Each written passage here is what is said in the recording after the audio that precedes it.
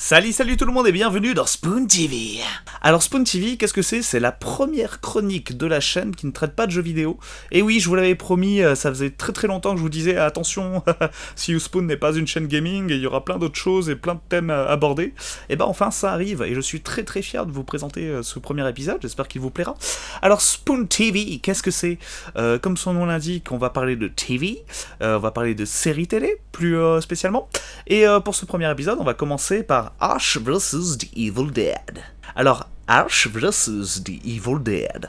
Qu'est-ce que c'est ? Alors, c'est une série qui met en scène Ash dans l'univers de la franchise Evil Dead. Et donc, c'est une série qui est écrite par Sam Raimi et son frère Ivan Raimi, qui est en gros le co-scénariste d'à peu près tous ces films, hein, donc évidemment les 3 Evil Dead, mais également les Spider-Man, et Jusqu'en Enfer plus récemment. Ça met en scène le personnage principal de la franchise Evil Dead, qui est Ash, personnage qui est joué par l'excellentissime Bruce Campbell, comme dans tous les autres films. Bruce Campbell, acteur fétiche de Sam Raimi, hein, je vous invite à voir à peu près dans tous les films du monsieur, il fait une petite apparition. Donc avant de partir tout de suite dans le vif du sujet, c'est-à-dire le pilote de ce premier épisode de la série Ash vs. The Evil Dead, je vais faire une petite rétrospective sur Monsieur Raimi, sur sa filmographie, pour qu'on puisse aussi voir quelle importance a Evil Dead sur tout le reste de sa filmographie. Alors Sam Raimi, c'est un réalisateur déjà que j'aime beaucoup, et ce pour plusieurs raisons. Tout d'abord parce qu'il fait partie pour moi de ces réalisateurs qui sont, avant d'être des réalisateurs, des vrais cinéphiles, et des vrais passionnés en fait. Et donc Sam Raimi, c'est vraiment un passionné de films d'épouvante et de films d'horreur, et c'est pas pour rien que Evil Dead est tout simplement son premier film. Et donc cette qualité-là, en fait, on va la retrouver dans tous ses films. Le cinéma de Raimi, c'est un cinéma qui va être ultra codé dans tout ce qui va être en fait film d'horreur, film d'épouvante. Et cela, quel que soit le genre du film évoqué. Moi, donc j'ai découvert Sam Raimi par le biais de Spider-Man, qui à l'époque était pour moi une grosse claque, je pense comme à peu près toutes les personnes de ma génération qui sont nées dans les années 90. Et donc j'ai découvert Sam Raimi par Spider-Man, et un jour au détour d'un magasin de DVD d'occasion, je suis tombé sur la boîte d'Evil Dead 2, réalisée par Sam Raimi.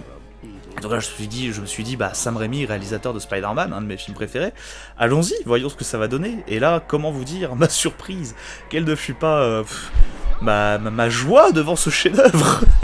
non mais voilà, Evil Dead c'est un film de fan avant tout, donc que ça soit le 1 ou le 2 qui est un auto-remake, mais c'est vraiment un film qui transpire l'honnêteté et la passion, donc évidemment ça a mal vieilli, évidemment il y a des choses qui ont été faites à l'époque qui maintenant nous font rire, mais qui n'étaient pas forcément faites pour faire rire au départ, mais ça marche bordel, ça fonctionne parce que on sent que l'équipe, on sent que Sam Raimi, on sent que Bruce Campbell qui en fait 3 tonnes 5, on sent que son frère Ivan Raimi qui est déguisé en sorcière et donc qui a co-écrit le film, on sent qu'ils y croient, on sent qu'ils sont super honnêtes et qu'ils se donnent à fond, et en fait ça c'est ce que j'adore dans le cinéma de Raimi, c'est que ça soit Evil Dead qui est un film complètement fauché, fait avec 3 francs 6 sous avec les moyens du bord, ou un blockbuster comme Spider-Man, et on va ressentir toujours cette énergie-là.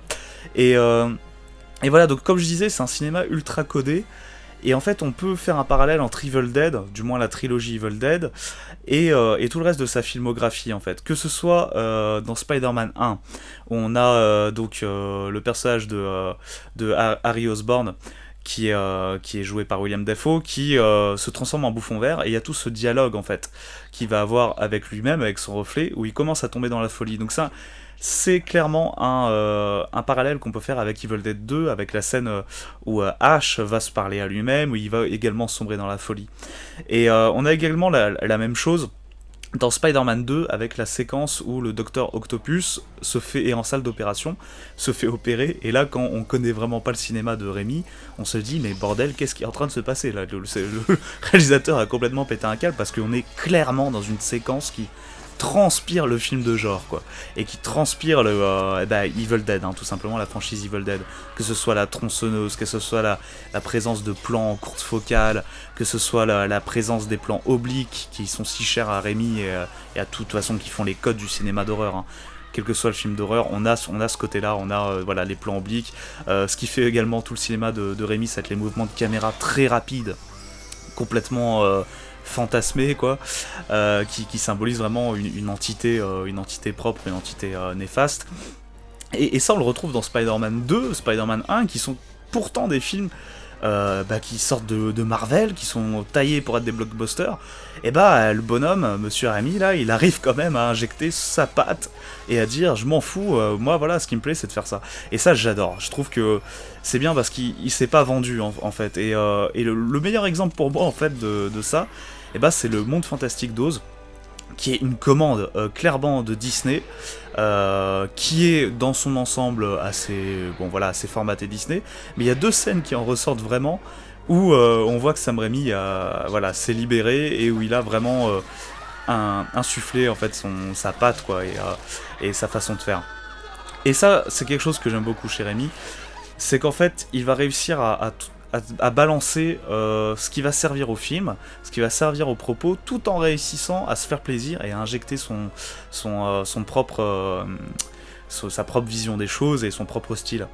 Et c'est pour ça qu'on retrouve beaucoup dans la filmographie de Sam Raimi des films fantastiques, parce que le fantastique, en fait, pour lui, et vraiment quand je dis ses films, c'est vraiment ses films personnels, donc c'est-à-dire la saga des Evil Dead, Darkman, et plus récemment Jusqu'en Enfer, qui est vraiment pour moi le véritable Evil Dead 4, en fait.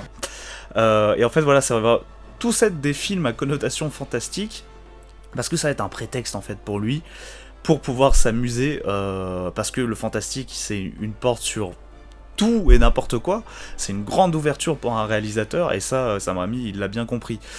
C'est pour ça qu'on arrive avec des scènes, notamment dans Evil Dead, qu'on va retrouver aussi dans Jusqu'en Enfer, des scènes complètement improbables, que ce soit dans Evil Dead 2, où tous les objets commencent à s'animer, par exemple la lampe, la tête de cerf, et dans Jusqu'en Enfer, le combat mythique contre un mouchoir, ce qui est quand même complètement improbable. Et ça, en fait, c'est vraiment le cinéma de Raimi, c'est qu'il arrive d'une à créer la peur où on l'attendait pas, en fait, la peur où on l'attendait pas, donc que ce soit un mouchoir ou quoi, et il arrive aussi à insuffler du burlesque et à équilibrer le comique et le premier degré. Si on devait faire un ratio, pour moi Evil Dead 1 c'est clairement un film complètement premier degré, Evil Dead 2 là où on rentre beaucoup plus dans la farce, et franchement à notre époque, pour moi c'est un film comique, mais il faut le remettre dans son contexte. Il y a beaucoup de choses qui nous font rire aujourd'hui qui n'étaient peut-être pas prévues à l'époque. Donc je dirais que c'est un 50-50 dans les intentions. Et ensuite on a vraiment Evil Dead 3 où là on part complètement dans une grosse comédie burlesque.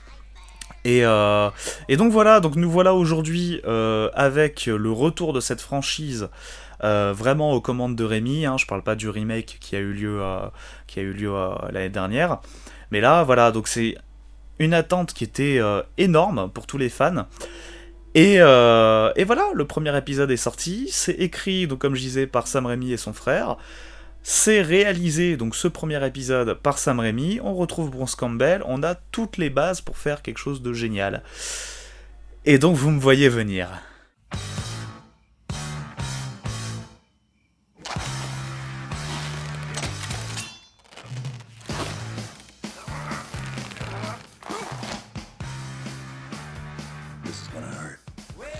Eh oui. Et ce premier épisode de Ash vs The Evil Dead, il m'a laissé un goût un peu mitigé, en fait. Parce que pour moi, principalement, le problème de cet épisode, et donc de l'esprit de la série, pour le moment, hein, je vais pas juger le futur, mais c'est un problème de ton, en fait.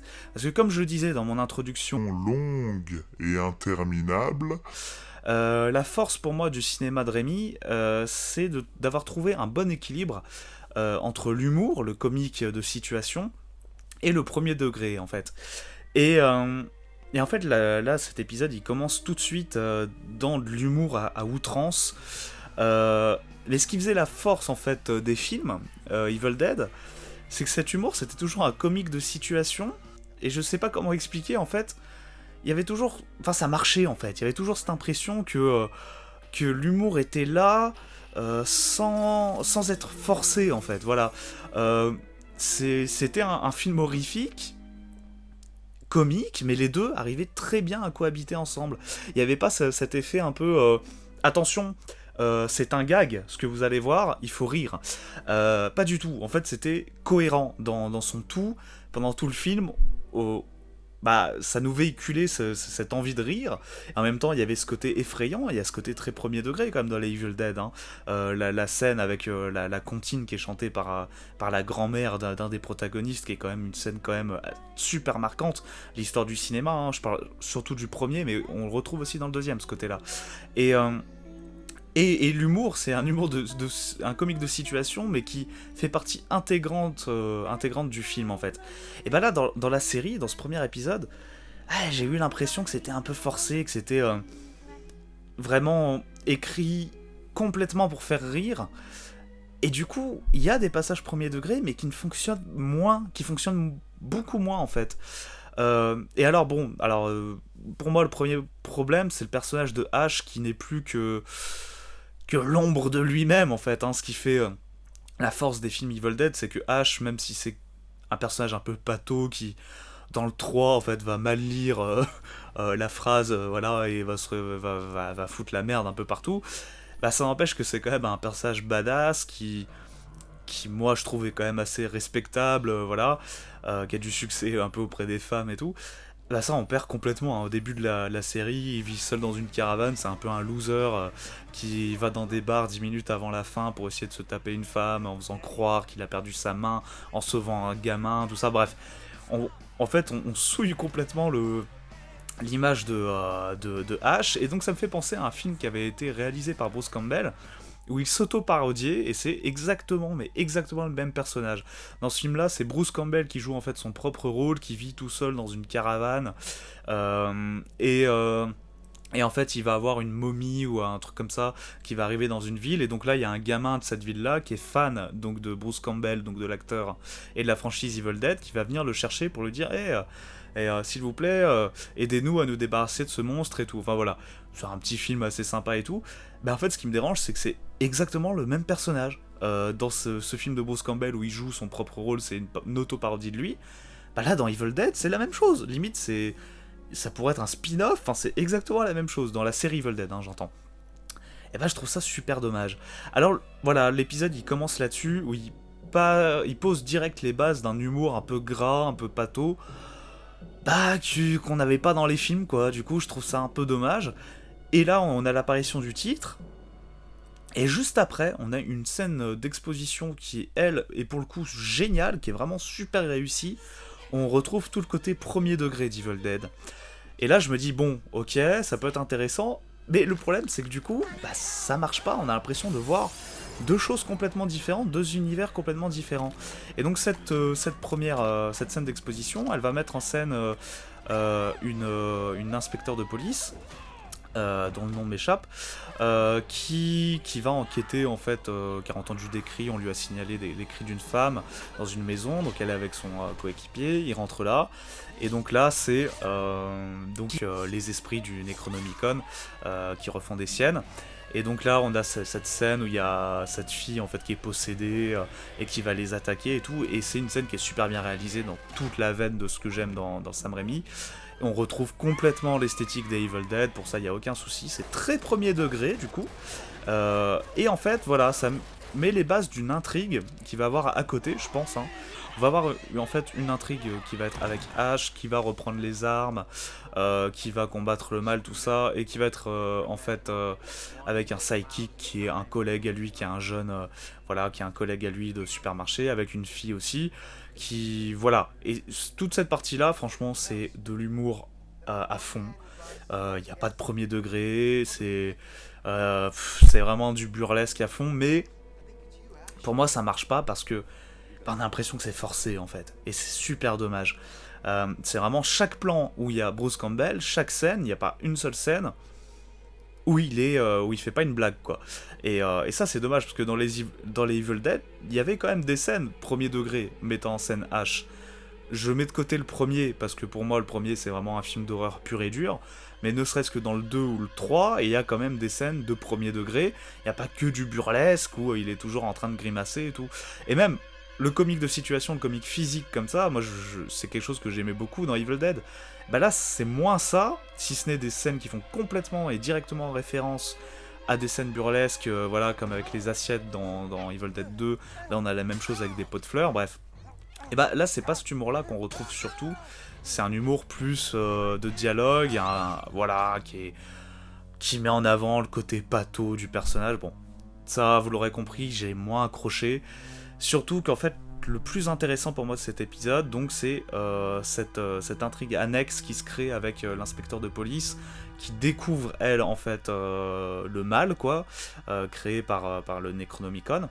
Et c'est une intrigue qui est prise vraiment, qui est traitée très très premier degré. Et en fait, pour conclure, sur mon impression, en fait, ce qui m'a le plus gêné, c'est qu'il y a effectivement, il y a énormément de fanservice dans cet épisode. Il y a évidemment la fameuse réplique culte Groovy, qui vient clore carrément l'épisode. On retrouve toutes les scènes, le montage très cuté de préparatifs de H qui est un peu voilà, qui est utilisé différemment à des fins comiques. On retrouve nos marques, là-dessus il n'y a pas de souci, il y a des séquences qui font complètement écho au reste de la franchise. Mais il n'y a pas de prise de risque du fait que bah, justement il y a trop de fanservice. Et limite, bah, j'aurais préféré que cette série, Evil Dead, c'est un peu triste de dire ça, mais j'aurais préféré limite qu'elle se fasse sans Ash, en fait, sans Bruce Campbell, et qu'elle soit limite centrée sur ce personnage-là qui est introduit de l'inspectrice, pour un côté un peu plus premier degré, et partir sur un autre protagoniste, et pourquoi pas faire venir Ash plus tard dans la série. Ça aurait été plus intéressant, je pense. Ou, tout simplement, voilà, remettre Ash comme ils l'ont fait, mais sans ce côté comique à outrance qui est un peu gênant, j'ai trouvé, qui est un peu dommage. Voilà, c'est mon avis. Et pour le coup, le remake qui était sorti, qui lui prenait un virage complètement premier degré, bah, je l'avais trouvé, il est critiquable, il n'y a pas de souci là-dessus par rapport à la franchise, mais je l'avais trouvé plus intéressant parce que il prenait le choix en fait de l'un ou de l'autre, quoi. C'est-à-dire du comique, voilà, de burlesque et tout, ou du premier degré, et il partait vraiment sur un truc complètement premier degré. Et pour moi, c'était un super hommage au premier, en fait, Evil Dead, qui était clairement dans cette optique-là. Donc, cette série, écoutez, pour l'instant, je suis mitigé. Je dis pas non plus que j'ai pas passé un bon moment. J'ai évidemment rigolé, c'est toujours un grand plaisir de retrouver à cette franchise. Après, voilà, moi j'aimais quand même des doutes sur la suite, sachant que là, c'est le premier épisode qui est réalisé par Sam Raimi. Là-dessus, il n'y a pas de souci, on retrouve très bien sa patte. Les autres, ça ne sera pas le cas, donc à voir, à faire à suivre. Je vais quand même évidemment suivre cette série, et je vous ferai à la fin de la saison 1, ou peut-être entre-temps, on verra. Si jamais il y a un épisode qui me parle plus ou quoi, je referai une petite vidéo pour vous dire un peu ce que j'en pense. Donc, n'hésitez pas à la regarder, à en parler dans les commentaires. Si vous avez un avis complètement différent du mien, on est là pour ça, on est là pour discuter. Et j'espère que cette nouvelle chronique Spoon TV vous aura plu, et à très bientôt pour un nouvel épisode ou une nouvelle vidéo, tout simplement sur See You Spoon. Let's go!